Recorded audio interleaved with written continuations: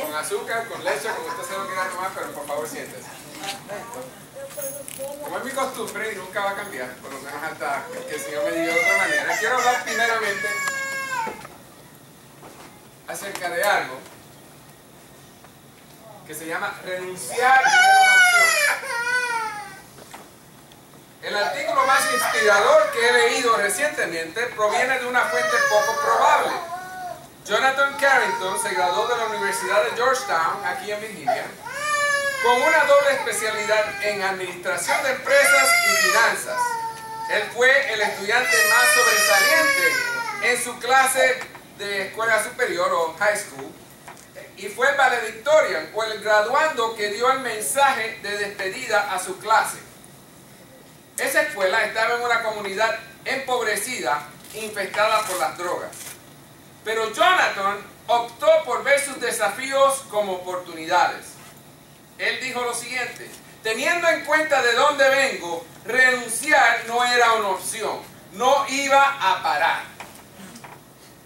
Eso se llama reformulación cognitiva y es una forma de ver y experimentar eventos, ideas, conceptos y emociones para encontrar alternativas más positivas. Podemos ver nuestros desafíos como insuperables o podemos encontrar una manera positiva de interpretarlos y conquistarlos.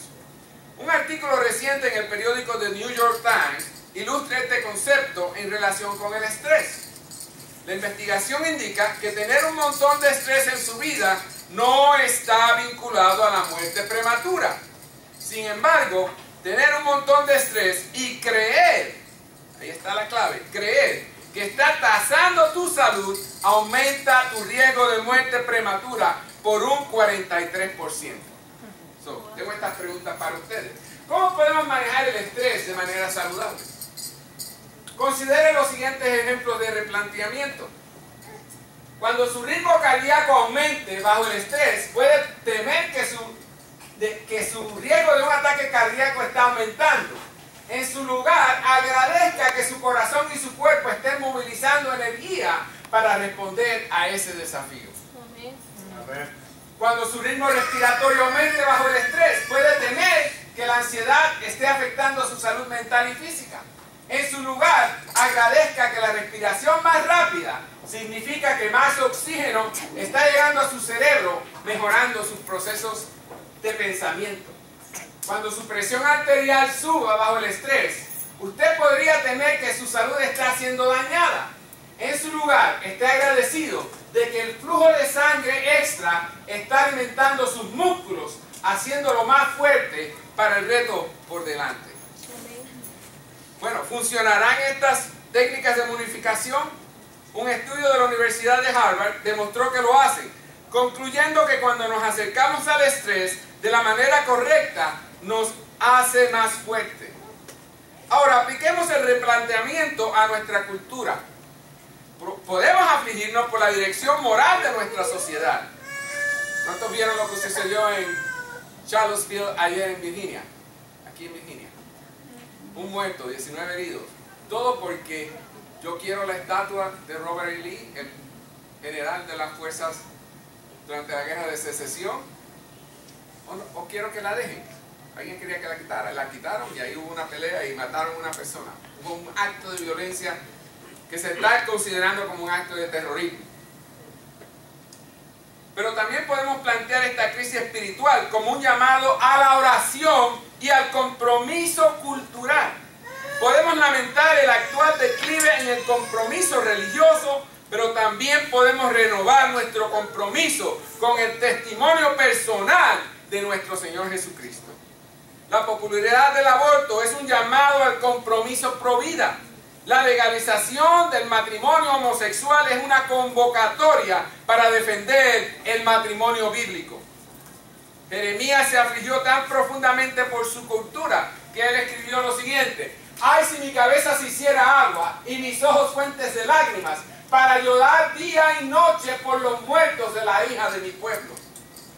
Pero su compasión lo llevó al valor mientras proclamó la palabra de Dios sin temor a su nación caída. La próxima vez que encontremos noticias preocupantes, replantémonos como la invitación de Dios a la acción. Como el pastor Padilla siempre nos recuerda, somos las Biblias que el mundo está leyendo, somos nosotros los credos que el mundo necesita, somos nosotros los sermones que el mundo está escuchando. Amén. Amén. Prediquemos bien hoy. Amén. Y con eso, por favor, si nos podemos poner de pies, vamos a orar. Señor Dios omnipotente, fuente de toda sabiduría, tú que conoces nuestras necesidades antes que te pidamos y nuestra ignorancia en pedir. Ten misericordia de nuestras flaquezas y danos por tu misericordia aquellas cosas que por nuestra indignidad y ceguedad no sabemos ni nos atrevemos a pedir. Te pedimos por todos nosotros los que estamos aquí para que nos dé lo necesario para hacer lo que tú quieres que hagamos. Te pedimos, Señor, también por el pastor Padilla y la hermana Luz, que el miércoles han de estar sometidos a la cirugía. Continuamos levantando ante tu altar y queremos, Señor, que tu paz, que excede todo entendimiento, esté sobre no solamente ellos, sino también sobre nosotros. Amén. Señor, todo lo pedimos en el nombre de Cristo Jesús. Y el pueblo dice, Amén. Y si se pueden quedar de pie por unos segundos, voy a leer el verso fundamental de mi prédica en el día de hoy, que es titulado La crisis de un cristianismo sin Cristo. Amén. Colosenses 2, verso 6, y luego el verso 8 y 9 nos dicen lo siguiente. Por tanto, de la manera que habéis recibido al Señor Jesucristo, andad en Él. Mirad que nadie os engañe por medio de filosofías y huecas sutilezas, basadas en las tradiciones de los hombres, conforme a los elementos del mundo, y no según Cristo, porque en Él habita corporalmente toda la plenitud de la divinidad. Amén. Por favor, ahora sí pueden sentarse. Así es. La vida cristiana es una vida que se vive en Cristo. Amén. Es decir, caminar en Él es vivir como cristiano. El cristianismo no es una religión, es una relación. Un cristiano es una rama que crece a partir de la vid y continuamente produce abundantes frutos para el labrador. La iglesia, nosotros, el cuerpo de Cristo, somos la reunión de las ramas individuales en un viñedo. Jesús nos dice esto en Juan capítulo 15. Yo soy la vid verdadera y mi Padre es el labrador. Todo pámpano que en mí no lleva fruto lo quitará, y todo aquel que lleva fruto lo limpiará para que lleve más fruto. Ya vosotros estáis limpios por la palabra que os he hablado. Permanecer en mí y yo en vosotros. Como el pámpano no puede llevar fruto por sí mismo, si no permanece en la vid, así tampoco vosotros, si no permanecéis en mí. Yo soy la vid, vosotros los pámpanos. El que permanece en mí y yo en él, este lleva mucho fruto, porque separados de mí nada podéis hacer. El que en mí no permanece será echado fuera como pámpano y se secará. Y los recogen, los echan en el fuego y arden. Si permanecéis en mí y mis palabras permanecen en vosotros, perdón, pedid todo lo que queráis y os será hecho. Amén. En esto he glorificado a mi Padre, en que llevéis mucho fruto y seáis así mis discípulos. Como el Padre me ha amado, así también yo os he amado. Permanecer en mi amor. Si guardáis mis mandamientos, permaneceréis en mi amor, así como yo he guardado los mandamientos de mi Padre y permanezco en su amor. Amén. Amén. En esta metáfora vemos que el cristianismo se supone que es un fenómeno vivo, una realidad observable, no es una filosofía religiosa o un conjunto de enseñanzas. Una vez que recibimos por primera vez al Señor Jesús, debemos de seguir caminando en el Señor Jesús. Recibir a Cristo es la puerta, pero caminar en Él cuando le hemos recibido es el sendero. La puerta es un evento, mientras que el sendero es un proceso. Y obviamente, como citando de nuevo al pastor Padilla, la puerta es para entrar, mientras que el camino es para caminar. Amén. Todo lo que Dios ha hecho, está haciendo y hará, está destinado a llevarnos más profundamente a Cristo, a terminar lo que fue comenzado en nosotros cuando lo recibimos por primera vez. Dios es aquel que nos trae a través de la puerta y Dios es aquel que nos guía por el camino. Todo lo que Dios ha hecho, está haciendo y hará, tiene el mismo propósito y ese propósito explica todo lo que ha pasado, todo lo que está pasando y todo lo que pasará. Jesús es el alfa, de quien todas las cosas en Dios son iniciadas, y Jesús es la omega, en quien todas las cosas de Dios encuentran su propósito, su significado y su razón de ser. Todo comienza en Cristo y todo termina en Cristo. Él es el principio, así como el fin. El verdadero crecimiento espiritual ocurre cuando nos damos cuenta de que Dios tiene un solo objetivo para nosotros, y que es el conocimiento completo, maduro y la experiencia de y en Jesucristo. Amén. En la medida en que descartamos las cosas y nos mantenemos completamente y totalmente enfocados en Cristo, en esa medida vamos a avanzar. El reto de permanecer centrados en Cristo. Recientemente leí lo siguiente. Un joven llega donde el pastor y le dice: pastor, no iré más a la iglesia. El pastor entonces respondió: ¿pero por qué? El joven respondió: yo veo que la hermana habla mal de la otra hermana. El hermano no lee bien. El grupo de canto siempre está desafinado. Las personas que durante los cultos se mantienen mirando el celular y tantas otras cosas equivocadas que veo hacer en la iglesia. El pastor le dijo: bien, pero antes quiero que me haga un favor. Tome un vaso de agua, llénelo de agua hasta el tope y dé 3 vueltas por el edificio de la iglesia, sin derramar una gota de agua en el suelo. Después de eso, puede salir de la iglesia. El joven pensó: muy fácil. Hizo conforme el pastor le pidió. Cuando terminó, dijo: listo, pastor. Y el pastor respondió: cuando estaba dando las vueltas, ¿has visto a la hermana hablar mal de la otra? El joven: no. ¿Has visto a la gente reclamar unos a otros? El joven: no. ¿Usted vio a alguien que miraba el celular? El joven dijo: no. ¿Sabes por qué? Estabas enfocado en el vaso para no perder el agua. Lo mismo es en nuestra vida. Cuando nuestro enfoque es nuestro Señor Jesucristo, no tendremos tiempo de ver los errores de las personas. Así El que sale de la iglesia por causa de las personas nunca entró por causa de Jesús. Tengo que decir esto fue copiado de Consejería Cristiana, una publicación que de vez en cuando me mandan emails. Los cristianos debemos caminar en el Señor Jesús siempre. No debemos permitir que nada nos impida crecer en Él. El crecimiento espiritual en la vida de un cristiano está determinado por la medida del aumento de Cristo y la disminución del yo. ¿Cuántos saben quién fue Juan el Bautista? ¿Primo de quién? De Jesús. Eso lo dice la Escritura. Y él dijo lo siguiente. Pueden encontrar el botón. Es necesario que Él crezca y que yo disminuya. Eso lo dijo su primo, Juan. ¿Acerca de quién? Acerca de Jesús. No se trata de dones, conocimientos, años de experiencia o poder. Si al final de hoy hay menos de mí y más de Jesús, entonces estoy creciendo. Amén. De lo contrario, no lo estoy. Jesús debe ser cada vez mayor en mi vida y yo debo llegar a ser menor y menor. Ese es el camino. A lo largo de este camino hacia el entendimiento de Cristo, como en todo, hay muchas trampas, engaños, obstáculos y desvíos. Así Pablo dice que debemos estar en guardia y que nadie nos eche a perder.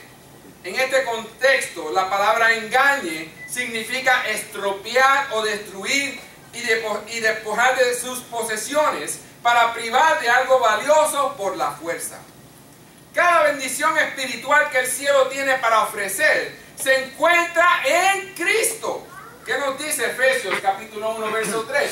Bendito sea el Dios y Padre de nuestro Señor Jesucristo, que nos bendijo con toda bendición espiritual en los lugares celestiales en Cristo. No soy yo, no es el pastor, no es el hermano, es Cristo. Amén. Gloria a Dios. Así No sé si es. le pongo Gloria al un poquito Señor. pero esto es algo que en realidad Gloria a Dios. llega a mí. Cada creyente tiene una increíble plenitud e integridad en Jesucristo. Cristo es el regalo de Dios, el regalo supremo, y este regalo es precioso, provechoso, de gran valor. ¿Cómo pues podemos ser engañados y arruinados? De acuerdo con Pablo, él dice, por medio de filosofías y huecas sutilezas, basadas en las tradiciones de los hombres, conforme a los elementos del mundo, y no según Cristo. No importa si la filosofía es buena, meritoria y loable. No importa cuán bien intencionada, significativa o útil sea la tradición. No importa cuán necesario creamos que sea el elemento mundano o lo importante que es para la sociedad en general. Si ninguna de estas cosas es según Cristo, es decir, si no son de Él, por Él y para Él, entonces son inútiles. Amén. En cuanto al propósito de Dios se refiere, y deben de ser descartadas. Así es. Esto es lo que Pablo alude en Filipenses 3. ¿Quién es Pablo? ¿Qué representa? Pablo representa lo mejor que la religión, la filosofía y la tradición tienen para ofrecer. Él estudió ¿bajo quién? Ah, bajo Gamaliel. Oh, ese era un tremendo cheche, ¿no? Se la sabía toda. Hermana, lee su Biblia. ¿Qué debemos hacer nosotros? Si no sabemos quién Gamaliel es, lee la Biblia porque ahí te lo dice bien claramente. Educación, gravedad, inteligencia, doctrina, celo, servicio comunitario. Todo esto lo representa Pablo. Pero fíjese lo que él dice en Filipenses 3:7.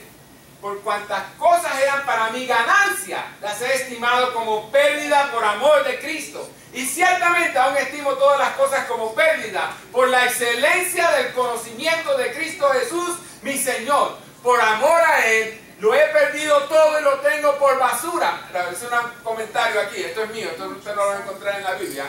Depende de la tradición que usted use. La Biblia de traducción actual, por ejemplo, dice estiércol. ¿Para qué? Para ganar a Cristo. Estiércol. ¿Sabes? Las cosas que las vacas ponen y tú vas y las recoges para que la planta crezca. Eso es para Él. Todo ese conocimiento, Pablo lo descarta. Para ser capaz de barrer toda la educación religiosa, la filosofía moral y la tradición, negar y desechar todo para conocer a Jesús por experiencia, y este ser suficiente es lo que significa ser disminuido.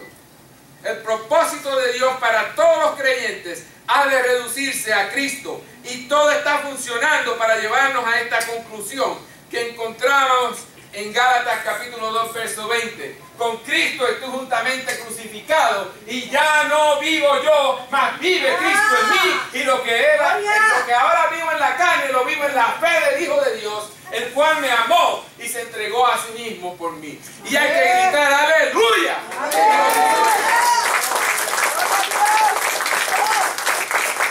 Esto es lo que significa ser disminuido. Las cartas apostólicas que conforman gran parte de nuestro nuevo pacto o testamento, más que cualquier otra cosa, reorientan a los santos hacia Cristo, y lejos de un sinfín de cosas que intentan robarle su tiempo, energía, atención, concentración y devoción espiritual. Hay muchas cosas que compitieron con Cristo y trataron de echar a perder a estos nuevos creyentes. Estas distracciones eran abundantes en la iglesia primogénita o primitiva. Se enredaron en todas cosas. La controversia sobre judíos y gentiles, los ser circuncidados o no ser circuncidados, casarse o permanecer soltero, guardar el sábado o no guardar el sábado, qué alimentos comer y qué alimentos no comer, si uno debe seguir a Pedro, Pablo o Apolos, hablar en lenguas o no hablar en lenguas, cómo deben comportarse los hombres y cómo deben comportarse las mujeres, qué sobre esto y qué sobre aquello. Una y otra vez los apóstoles tuvieron que lidiar con estas situaciones y distracciones. ¿Y sabes qué? 2000 años más tarde, todavía vivimos de esa misma manera. Todavía vivimos de esa misma manera. He repetido muchas veces lo que dice la palabra, que ya estamos completos en Cristo. Solo necesitamos menos de todo lo demás. Amén. Hay muchas cosas que estropean, obstaculizan, distraen y nos alejan de la sencillez de una relación permanente con Jesús. Muchas de estas cosas son espirituales y religiosas. El espíritu del anticristo no se ve necesariamente en algo que es obviamente satánico o demoníaco. En cambio, el espíritu del anticristo se revela en cualquier cosa que quiera estropearnos, quitándonos los ojos de Cristo. Es anticristo, antiético, en contra del gran propósito de Dios. Así es. Qué fácil es distraernos en algo menos que en Cristo. Mi pregunta para ti hoy, ¿estamos centrados en Cristo? ¿Jesús es nuestra obsesión? ¿Es Él nuestro enfoque? ¿O fijamos nuestra mirada en algo debajo de Él? Esto habla directamente al corazón de la crisis en la que nos encontramos hoy. Vamos a hablar acerca del evangelismo sin Cristo, porque yo creo que ahí es donde comienza todo. La crisis del cristianismo sin Cristo comienza con la forma en que vamos a llegar a los perdidos. Jesús dijo en Juan capítulo 12, verso 32, y yo cuando sea levantado de la tierra a todos atraeré a mí mismo. Aleluya. En cambio, ¿qué elevamos? Elevamos la religión y atraemos a todos los hombres a una institución. Los pecadores hoy se confrontan con un evangelio que está decididamente a su favor. Acabo de mencionar que recibo varias comunicaciones a través de Vimeo. Una de ellas es un libro que acaban de publicar acerca de cómo mercadear la iglesia para que aumente las personas. Y si aumentan las personas, aumentan los diezmos. La iglesia no es mercadeo, no es un negocio. El único negocio de la iglesia es Cristo. Amén. Aleluya.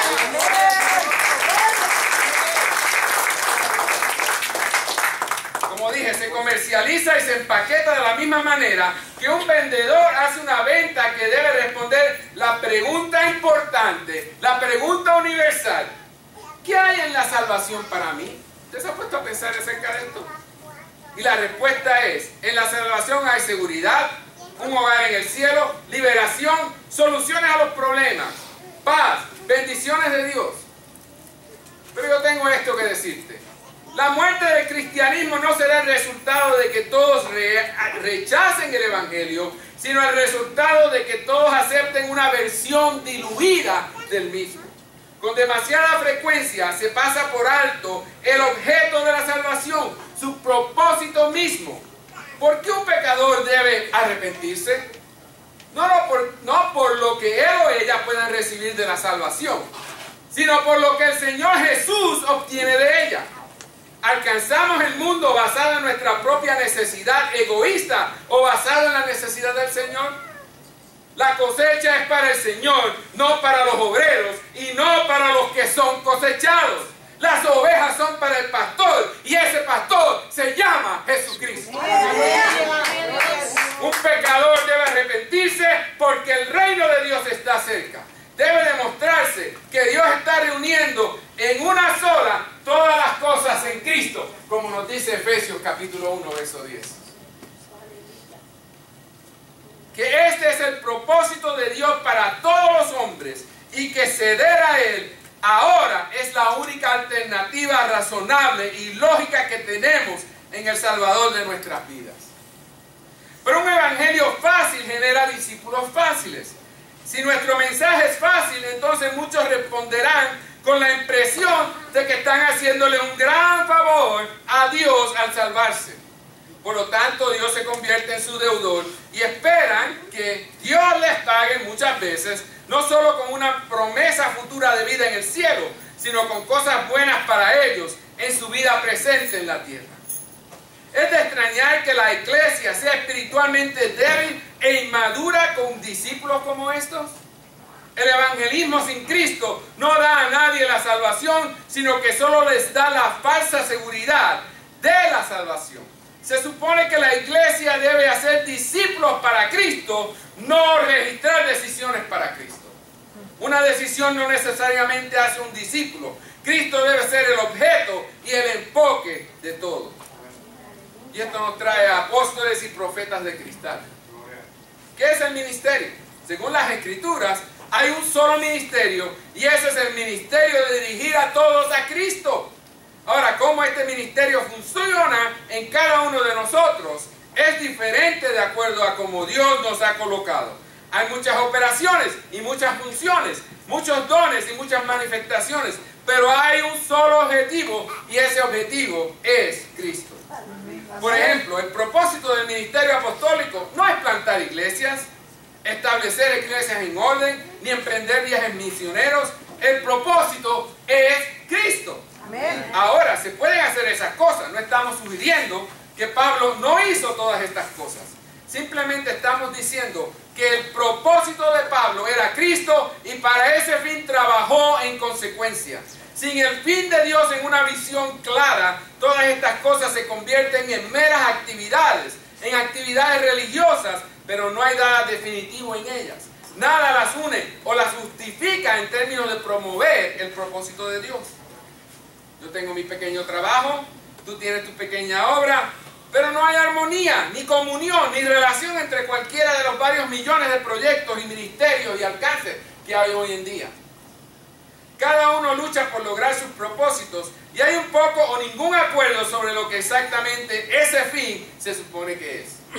El apóstol comunica el propósito último de Dios, establece los cimientos y luego mantiene el fin ante los constructores en todo momento. Pero muchos de los apóstoles de hoy parecen estar presentándose como plantadores de iglesias o expertos en crecimiento de iglesias. ¿Es esto lo que se está convirtiendo el ministerio apostólico? El crecimiento de la iglesia no es la meta de Dios. La plantación de iglesias tampoco es su propósito. Estas son meras cosas, no son Cristo. Usted puede plantar iglesias y hacer crecer iglesias y perder completamente a Jesús en todo eso. ¿Qué hay del ministerio profético? El propósito de todo hablar profético es Cristo. Apocalipsis 19, 10 dice: yo me postré a sus pies para adorarle y él me dijo: mira, no lo hagas. Yo soy consiervo tuyo y de tus hermanos que retienen el testimonio de Jesús. Adora a Dios, porque el testimonio de Jesús es el espíritu de la profecía. Amén y aleluya. Los inspirados a hablar o proclamar algo por el Espíritu Santo deben estar ayudando a dirigir nuestra atención hacia Cristo y lejos de todo lo que nos distrae. La voz profética debe levantarse como una trompeta, traer claridad y dirección, no confusión y malentendido. No es solo la verdad declarada de una manera inspiradora, es la verdad concerniente a Jesús, hablada por aquellos que lo conocen y pueden conducir a otros a Él. Pero de todas las cosas, el ministerio profético hace más para distraernos de Jesús que para decirnos la verdad concerniente a Jesús. De hecho, es difícil encontrar a Jesús en la mayoría de lo que hoy se llama profético. La palabra profética es dada para señalarnos a Jesús. Todo lo que el Espíritu Santo hablará, revelará, enseñará y nos mostrará es hacia ese mismo fin. Cristo. No necesitamos reflexionar sobre cada sueño, visión, palabra o profecía, tratando de entender su significado oculto, luchando por extraer algún significado espiritual donde no existe. Si lo que vemos y oímos no nos señala a Jesús, entonces no es profético y debe ser descartado. Esta simple prueba nos mantendrá alejados de la distracción. Los apóstoles deben apuntar a la gente hacia Cristo. Los profetas deben señalar a la gente hacia Cristo. Los evangelistas deben señalar a la gente hacia Cristo. Los pastores y los maestros debemos señalar a la gente hacia Cristo. De lo contrario, no estamos cumpliendo el propósito para el que Dios nos puso en la iglesia. El ministerio apostólico no es un fin en sí mismo, sino un medio para un fin. El ministerio evangelístico no es un fin en sí mismo, sino un medio para un fin. Los ministerios pastorales y de enseñanza no son fines en sí mismos, sino que son un medio para un fin. ¿Cuál es el final? ¿Cuál es el propósito? ¿A qué viene todo esto? Lleva a lo que nos dice la palabra en Efesios 4:13. Hasta que todos lleguemos a la unidad de la fe y del conocimiento del Hijo de Dios, al hombre perfecto a la medida de la estatura de la plenitud de Cristo. La plenitud de Cristo, el pleno conocimiento de Él. Este es el objetivo de Dios y su intención final. Compañerismo sin Cristo. Sabemos que el edificio de la iglesia no tiene nada que ver con el propósito eterno de Dios. Meramente es donde nos reunimos. El servicio de la iglesia es una cosa creada por nosotros y para nosotros. La necesidad de Dios es rara vez, si alguna vez considerada. Si reconocemos que el servicio, ministerio, reunión o construcción no es el fin, sino solo un medio para un fin, que es Cristo, entonces lo hacemos bien. Amén. Pero cuando atribuimos significación espiritual, emocional o incluso supersticiosa a una simple cosa, lugar o día o tradición o manera de hacer las cosas, entonces seremos echados a perder a través de tradiciones de hombres y no andaremos como Cristo Jesús. Incluso algo tan bueno y hermoso como la comunión con creyentes llega a ser tal distracción que Cristo no se puede ver en esto. Tenemos hambre y sed de creyentes de ideas afines, que a veces es una palabra clave para cualquiera que piense y crea lo mismo que yo y siempre estará de acuerdo conmigo. El resultado final es que rara vez encontramos lo que estamos buscando en personas. Los cristianos van aquí y allá buscando compañerismo. Participan en reuniones, conferencias, seminarios, grupos, listas de discusión en línea e intercambio de correo electrónico. Seguro que estos pueden ser herramientas útiles para reunir a los cristianos, pero no si están buscando la comunión como una cosa en lugar del fruto de una vida centrada en Cristo. Si el compañerismo con otros es mi enfoque, entonces estoy pasando por alto la cabeza que es Cristo y tratando de tener compañerismo en algún terreno que no sea Cristo. La Biblia enseña claramente esto en Juan, 1 de Juan capítulo 1 versos 3 y 7. Lo que hemos visto y oído, eso os anunciamos, para que también vosotros tengáis comunión con nosotros. Y nuestra comunión verdaderamente es con el Padre y con su Hijo Jesucristo. Si andamos en luz, como Él está en luz, tenemos comunión unos con otros. Y la sangre de Jesucristo, su Hijo, nos limpia de todo pecado.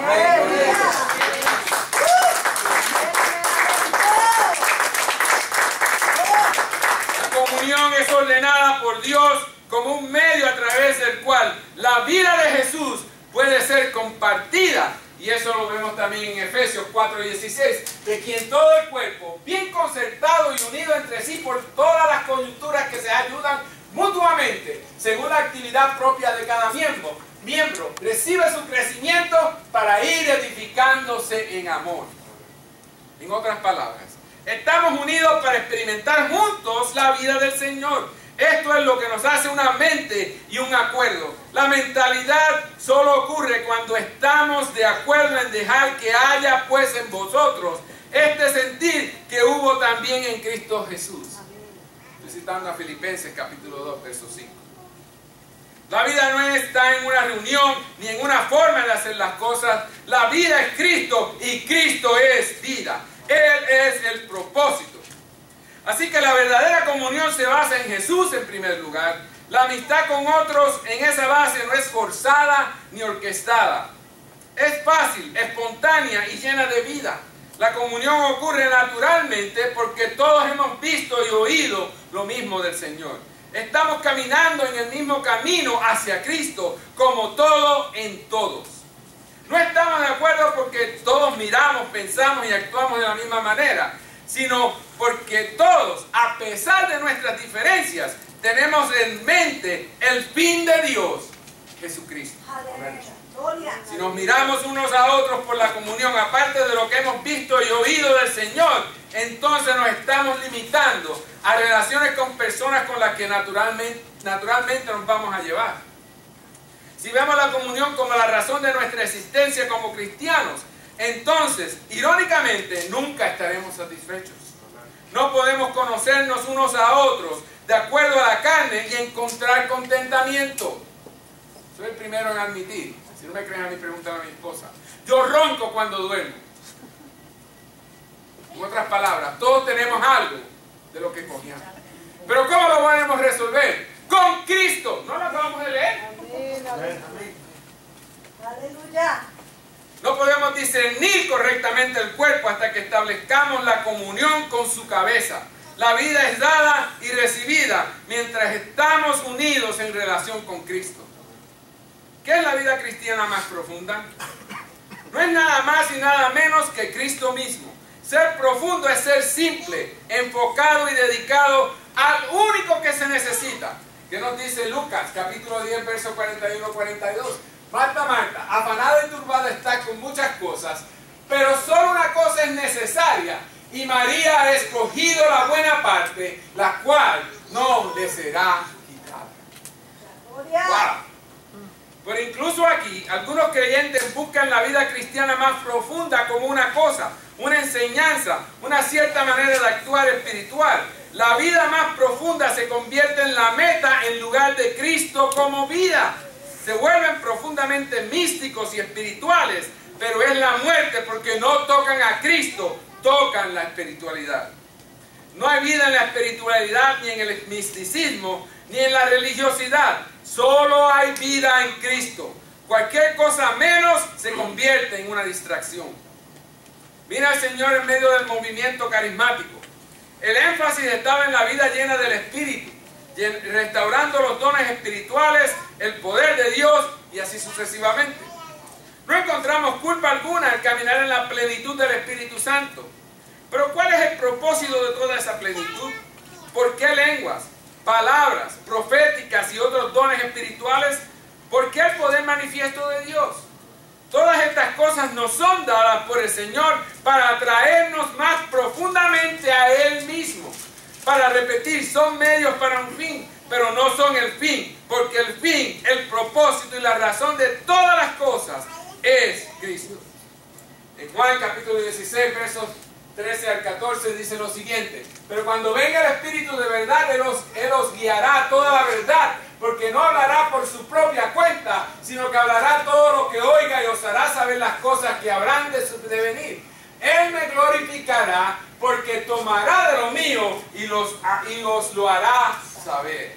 Amén, aleluya. Gloria a Dios. Todos los dones, todo el poder, todo el consejo, todo lo que pertenece al Espíritu Santo tiene el objetivo de llevarnos a un conocimiento más completo de Jesucristo. Todo debe estar en armonía con esto. Pero vean cómo la experiencia de estar llenos o bautizados o ungidos o muertos en el Espíritu ha reemplazado a Cristo. ¿Cuál es el resultado? Exceso, error y caída en la carne. Hoy vemos solo una sombra de lo que una vez vimos. ¿Cuántos creyentes del Evangelio completo todavía viven de la gloria que vieron hace 25 años?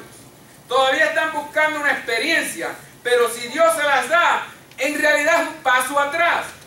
Simplemente están recorriendo la energía de lo que Dios estaba haciendo hace 20 o 30 años. Es hora de que dejemos la escuela primaria y avancemos a la madurez.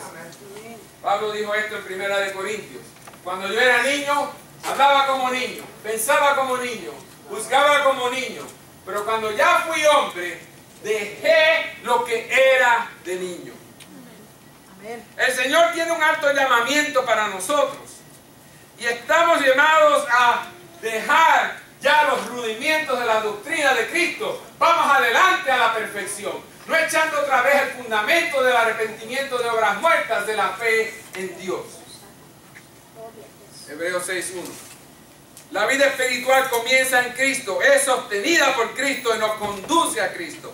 Podemos comenzar por tener algunas experiencias espirituales profundas, pero ciertamente la madurez no se logra a través de ella.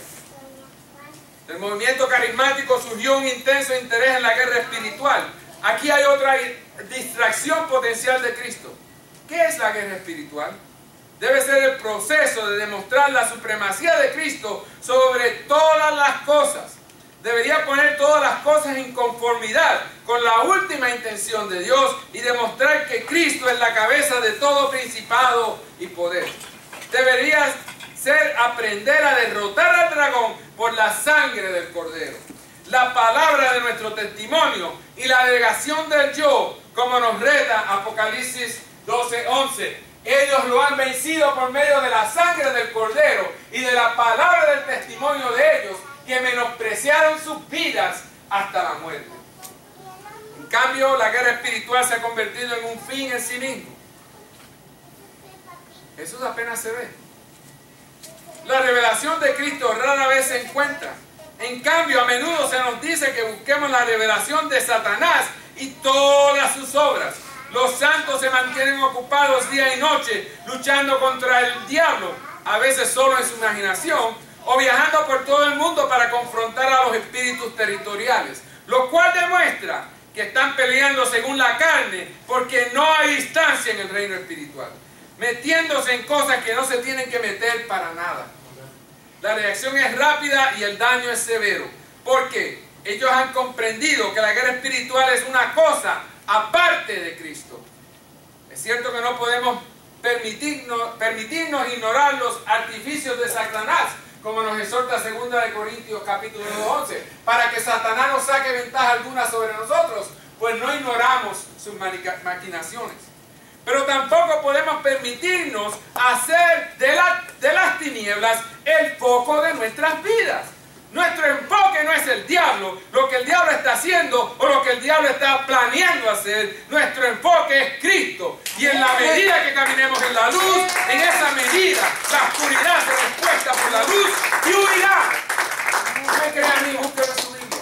Los reto a que busquen su Biblia, donde dice claramente que el demonio, el diablo, tiene que huir cuando ve la luz de Cristo en nosotros. La victoria no es el resultado de todo lo que sabemos acerca de la guerra espiritual. La victoria es de y por Jesucristo. Todas las fórmulas, métodos, enseñanzas, manuales y libros del mundo no nos prepararán suficientemente para demostrar la preeminencia de Cristo sobre todas las cosas si no tenemos, de hecho, una relación duradera con aquel a quien estamos proclamando. ¿Cuál es el enfoque? ¿Guerra espiritual o Cristo mismo? La guerra espiritual, correctamente llevada a cabo, es armoniosa con el propósito de Dios porque exalta a Cristo, no al diablo, y demuestra que todas las cosas son sometidas a Él. Pero sin esta fundación estaremos invitando al desastre. ¿Qué podemos hacer? Podemos restaurar a Cristo, al cristianismo.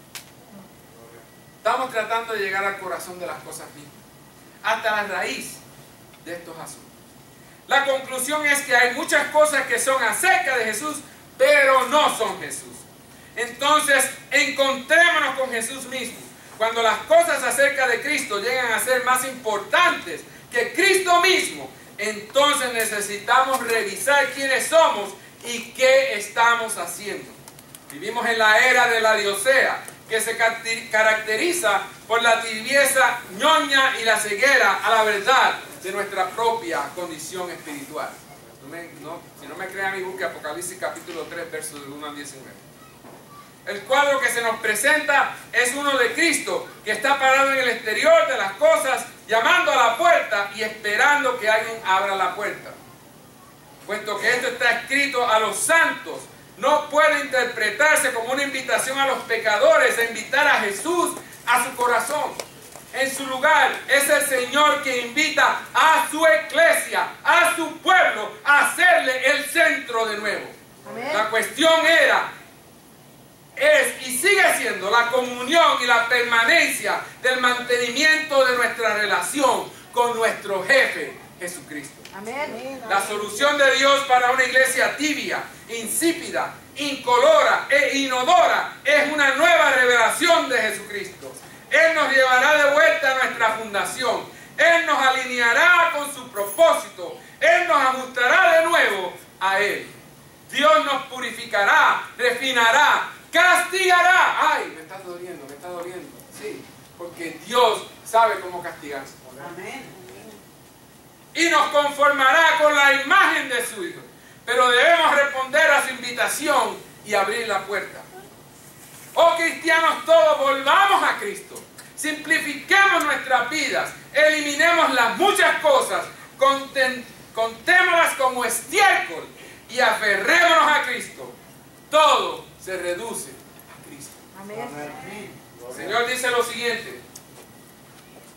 Apocalipsis capítulo 3, verso 21. Al vencedor le concederé que se siente conmigo en mi trono, así como yo he vencido y me he sentado con mi Padre en su trono.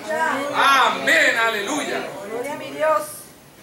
Ahora, si no le conoces, ¿qué vas a hacer? Y si le conoces y te has alejado, ¿qué vas a hacer? La palabra de Dios nos dice en Romanos 10, 9, 10 que si confesáramos con nuestra boca que Jesús es el Señor y creemos en nuestro corazón que Dios le levantó de los muertos, seremos salvos. Porque con el corazón se cree Para ¿pastor? justicia. Para justicia, pero con la boca se confiesa Para salvación. Luego debemos hacerle el rey, no el presidente, no el gobernador, el rey de nuestras vidas. Amén. Recuerda, Él no obliga a nadie, pero sí te da la oportunidad.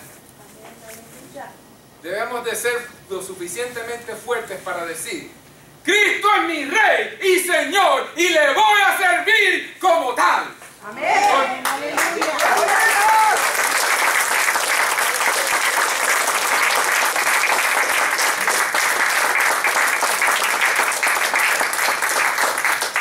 Alabamos al Señor. Amén.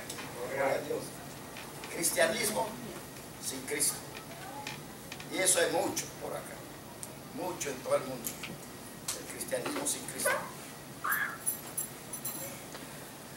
Hermano, la iglesia, no sabe. La iglesia te lleva al camino de salvación. El que salva es Cristo. Pablo dice, lo dijo el hermano Juan, para mí el vivir es Cristo y el morir es ganancia. Todo lo tengo por basura. Tenemos que nosotros servir a Cristo. Amén. Servir a Cristo no quiere decir solamente, no quiere decir solamente venir a la iglesia. Servir a Cristo es obedecer su palabra. Amén. Ahí estamos sirviendo a Cristo. ¿Sí? La gran comisión es para todos. Ir por todo el mundo y hacer discípulos. Es bueno, pero con Cristo. Tiene que estar Cristo. Cristo tiene que ser el centro de todo. Ahí estamos bien. Si nosotros venimos acá y nuestras mentes están en otras partes, Cristo no está presente. Este es el edificio donde nos reunimos, digo el hermano, y eso es cierto. La iglesia somos nosotros. Todos somos la iglesia. ¿Sí? Y todos tenemos que estar enfocados en Cristo Jesús. Amén. Todos tenemos que obedecer la palabra de Cristo Jesús.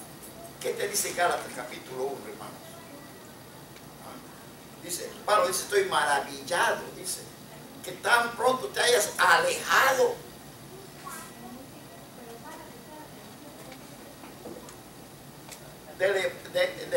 para seguir otro evangelio. Dice, no es que haya otro, no hay otro, sino que hay algunos que perturban el evangelio de Cristo. Yo oro por esas personas, para que el Señor tenga misericordia de ellos, ¿verdad? Porque les digo una cosa, mis hermanos, si nosotros nos vamos a enfocar en eso, vamos a perder. De repente nos caemos, de repente hasta nos salvemos. Tenemos que estar enfocados en Cristo Jesús, en su palabra, obedecerlo. ¿Sí? Como dijo el hermano Plan, no busquemos 5 patas al gato. Hay muchos hermanos que buscan tantas cosas en sitios que no. que no es de provecho. Busquemos la palabra de Dios. En la palabra de Dios está todo. Y eso es lo que tenemos que hacer, hermanos, para seguir adelante. Para que la iglesia crezca sana espiritualmente. Eso es así. Lo digo en el nombre de Jesús. Y tenemos que estar concentrados en Cristo Jesús. ¿Sí? Nunca vamos a llegar al 100% aquí en este mundo. Estamos en el mundo. No somos del mundo, pero estamos en el mundo. ¿Sí? Tenemos que seguir muchas cosas que la palabra de Dios nos dice que tenemos que obedecer a todas las autoridades. Hay autoridades que no son buenas, pero así que tenemos que nosotros estar conscientes, hermanos, que nosotros tenemos que seguir a Cristo. A Cristo Jesús, y con eso vamos a llegar al fin.